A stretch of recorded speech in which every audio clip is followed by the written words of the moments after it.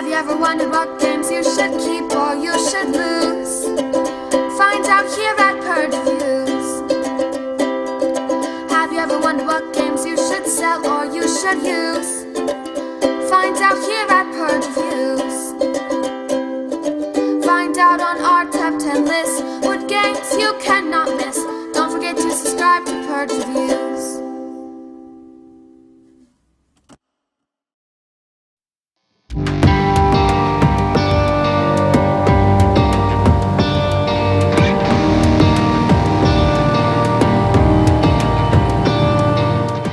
Today we have The Hobbit, The Desolation of Smaug.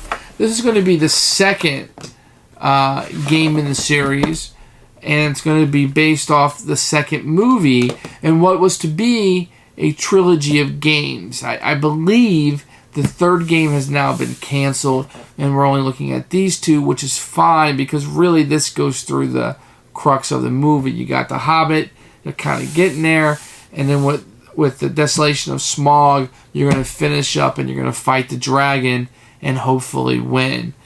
You can't talk about this game too much without talking about The Hobbit, The Unexpected Journey, because they're sequels to each other. So I'm going to talk a little bit about the differences at the end of this conclusion part. I was talking about the game at first. It's a dice mitigation game. You're going to be traveling through matching icons. The game is very easy to learn, and it's very light. You don't have as much control as you hope, and a lot of the character powers are repeated. Just a reroll or get a more powerful die. The theme is pasted on. It's not, you don't ever feel like you're playing The Hobbit. Instead, you feel like you're rolling dice and matching icons, which you have very little control over. Now, how this one is going to compare to An Unexpected Journey is the second board. You get a lot of the same components in this as you do the original. That leaves you with some components you may not use in here that you would use in the other one. Just keep the ball rolling. Now, there are cards in the first one, An Unexpected Journey, that are to be used in this game. With that said, you don't need that game to play this one. They're both standalone, or you can play the first two boards of Unexpected Journey and finish with this one in third and fourth.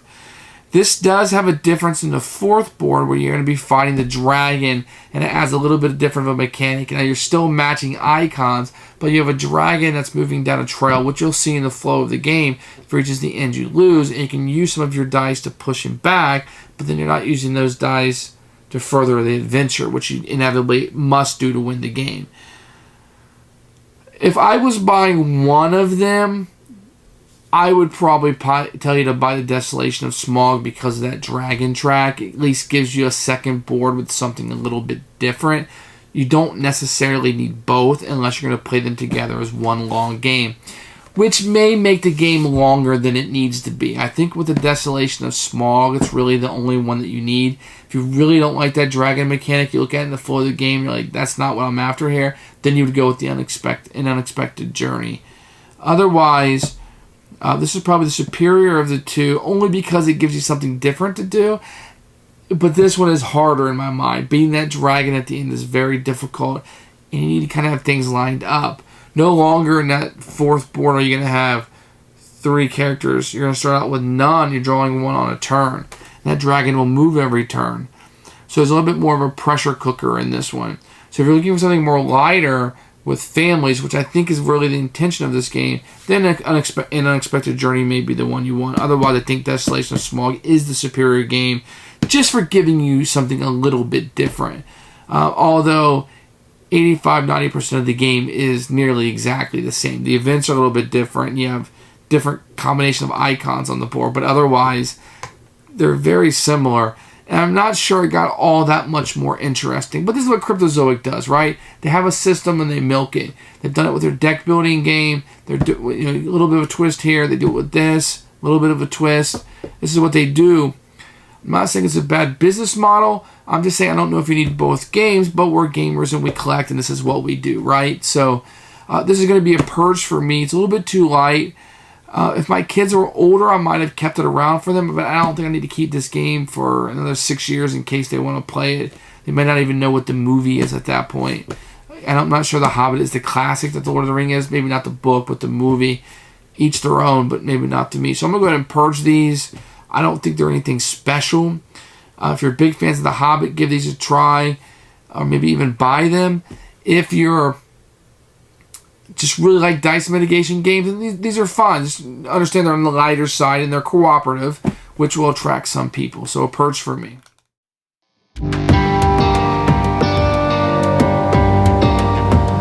Here is the box for The Hobbit, The Desolation of Smaug, which is now the last game in the journey. It was meant to be the second game, but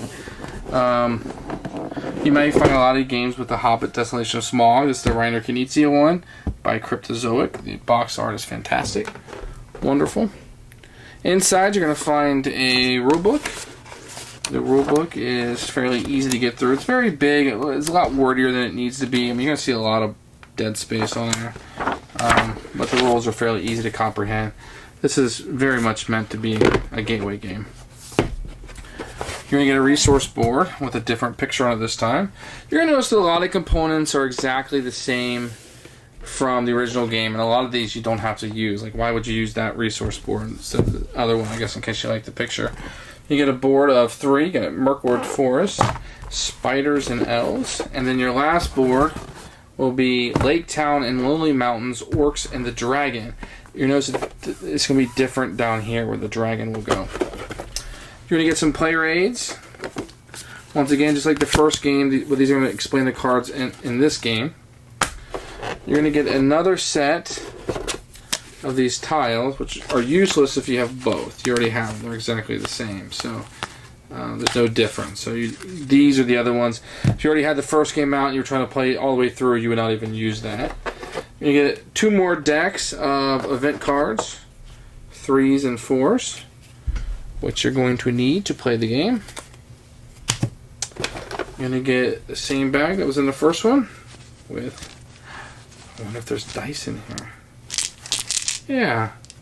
It's nice to point out there's an extra die, that this die is different, that you can use in this game. It will utilize the 4th board with the dragon. You're going to have the third, you have more starting resources. This is in case you don't have the first game. If you had the first game and we're playing these back to back, you may not need those. And then you're going to have the starting 3 resources to be used on the 4th board. Because remember, the second one that you used on the 3rd board was in the first game. Then you're going to get some more of these enemy tiles that go up in the top right. You're going to get some tokens for victory points. You're going to get some quills that you had from the first one. And the dragon token, which will be used on the 4th board. Once again, really good insert. Fits really nicely in there. Tells you can start with The Hobbit, The Unexpected Journey. All the components are really good quality. They match up really well with the first one.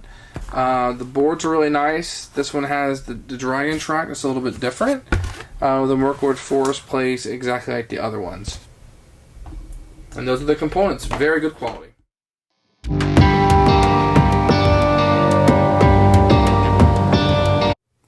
The rules for The Hobbit Desolation of Smaug are very clear. The rulebook has a little more pages than it has to be because it leaves a lot of it blank, and you'll see that when you read through it. Otherwise, I think that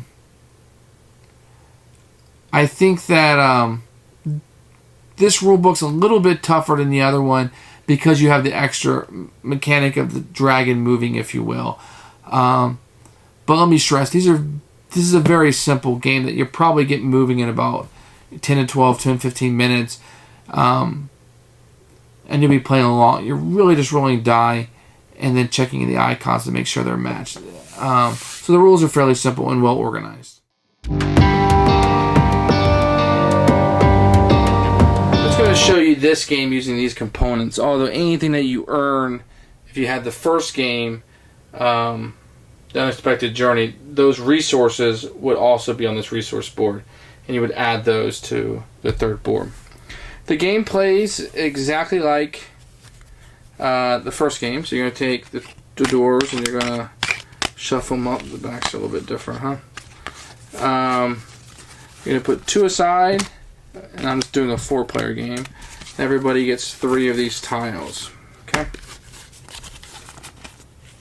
3, 3, and finally 3 more. Now you put the Elven Ring up here, which can be accomplished whenever you roll 4 Gandalfs. It gives you 2 of those cards back. On your turn, what you would do is you take the top event card, you flip it over, and this tells you what you can do. You lose a white die this round. So normally you'd roll all 4 die. This time you're only going to roll 3.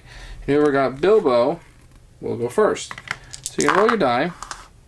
And you're going to try to match it up to what you want to do here. So you can have a row with icons on it up here and a row down here. The top one you always must do in order.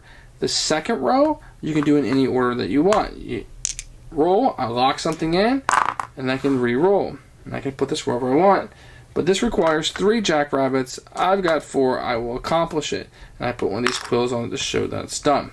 Now, if you fail to do any of these cards on your turn, you will lose one of these resources, which will, in effect, not allow you to score points at the end of the game. What you're trying to do in this game is try to finish the boards 3 and 4, and then tally up your score and see how you did. The game's fairly easy to play. To win isn't all that difficult, but it's about how much of a score you play. So what this will do, it doesn't say upgrade. If it said upgrade on it, like this one would do, that would replace a card on the board. This one does not, so I just add to the board, and now it's something else I have to do. In addition, I have to capture the heart of Tauriel. You're laughing that I got that wrong. So on your turn, you would roll the 4 die. And you can lock these in, re-roll them, whatever you want to do. I like that blue, so I'm going to try to go here. Oh, look, I got 3 hammers. I can go here. Now, let's say I go here, because I got 3 hammers. I'll roll the dice, see if I got a 4th one. I do. Remember, the bottom one, I can do out of order. And then on your turn, you can always use the characters that you have in your hand. Let me go through the characters and show you what they do. Bilbo always goes first, and he gives you 1 of these. Doesn't matter which one. Dwalin gives you 2 Gandalfs, unless it's another uses on somebody else's turn, then you only get 1. Same thing with the hammers, 2, unless it's somebody else's turn, you get 1. This symbol right here allows you to re-roll all of your die a second time, or on somebody else's turn they can roll 2 whites. The gold, this one means on somebody else's turn, this means on your turn. You get to pick one of the gold dice, and you get to roll it. On the 3rd board, you're probably going to pick this one. On the 4th board, you may want to pick that one with the dragon. You'll notice that these cards double up a lot. So 2 more re-rolls, like I showed you before, and a gold die again. And another gold die. This one's like the hammer and Gandalf with 2 rabbits. And this one allows you to change a white die to any side that you want. The 2 set aside, another gold die, and this one allows you to double the effect of 1 white die. And you continue doing that until all of these are filled up with quills. Once all of these spaces are filled up with quills and you've accomplished everything, then the 3rd resources that survived would come up here, and now they would be usable on the 4th board. You get rid of all the quills, etc. Those all come off. This would come off if not earned, and the 3rd board would be set aside. Now I'm going to take a second to show you something on this 4th board, because this 4th board is going to play a little bit differently. So you put the Arkenstone up. And on this board, there's no row at the bottom to put the resource for 4. Instead, you're going to put a dragon here. And the dragon track on the beginning of your turn is going to move down. Now, so it will start here. Whoever's turn it was next will get Bilbo when this board comes out, signifying that they're next and they have a card. Then you take the rest of the characters and you shuffle them up and you make a pile. Okay? And you set these down. I'm just going to set them there so they're in frame and you can see. But normally they'd be set off to the board. Remember, I have this resource at the top that I can use at any time. But if I use them, they come out of the game and they don't score me victory points at the end. Beginning of your turn, you move the dragon down 1. Then you can take the top character, becomes usable on your turn. If you don't use him, you get to keep him. And then you would roll the dice just as normal. So I've got 2, 4, 5. Remember, these I have to do in order. This I can do out of order. So I could do maybe this, and then do a reroll, and I got what I needed, so I could put a quill there. Now, on the next person's turn, this would move down. He would grab a character card, quill, put on anything I want, and then he would roll the die. If the dragon ever makes it to the end, I will lose. But what I could do is, let's see, let me roll the die again. I'll re-roll all the dice and see what happens. So what I could do is use these 2 dice and move him up here. If I do that, then it means I won't have anything to do up here, which means he would actually move again. So that might not be the best thing to do. But it shows you how it works. So you have icons down here that you can pay to move him back to the left, because if he ever makes it down to the right, you will lose the game. So there's a balance of keeping the dragon kind of moving this way, but also having enough die to fulfill what you want. This kill the dragon is very difficult. The only thing that I missed was at the beginning, once again, you're still drawing event cards at the beginning of your turn, and these will come out and just make life a little bit harder. Sometimes, here's an instance, the first red that you rolled, you have to put on here.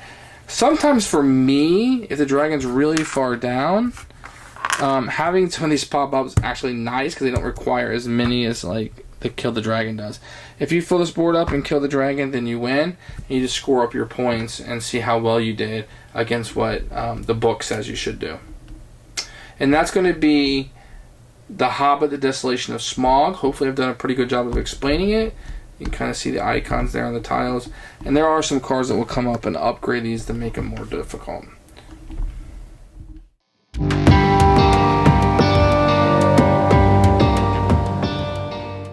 Who should buy this game? This is probably a family game, I would say, for families. I would even say maybe for children. Play along with them, get them to know it. You can simplify it for them with just matching the icons. Maybe let them roll the dice a couple more times or another time. If you don't want to play with the events, you could do that to make it a little bit easier for the children. Otherwise, I don't really see gamers sitting around and playing this. I think there's better cooperative dice games on the market. I think there's better cooperative games on the market. I think people could sit and have fun with this, but when it's not your turn to roll the die, there's not absolutely nothing to do if you happen to have a character that allows you to utilize on somebody else's turn, but it's a pretty simple decision to make on somebody else's turn. So I would go out on a limb and say there's nothing to do on anybody else's turn but sit and watch them roll dice. Now, it's not to the extent of like Firefly, this shiny dice game, where you just sat and bored them while they played an entire game. The turns do move rather quickly, but this might be a better solo experience. And the same thing with the first one, as opposed to sitting around and playing with your buddies. Now, this will attach to the unexpected journey, so if you have the first one, you can play them both and go 1, 2, 3, 4 through the boards. Or it's a standalone game. That will appeal to some people. For me, it's going to be a Purge. It doesn't have enough there to keep me. I feel like the decisions are just too straightforward and too easy, and my children aren't old enough to play it. But you know what? The box says 15 and up anyway, and I'm going to hold them to that. So Purge for me.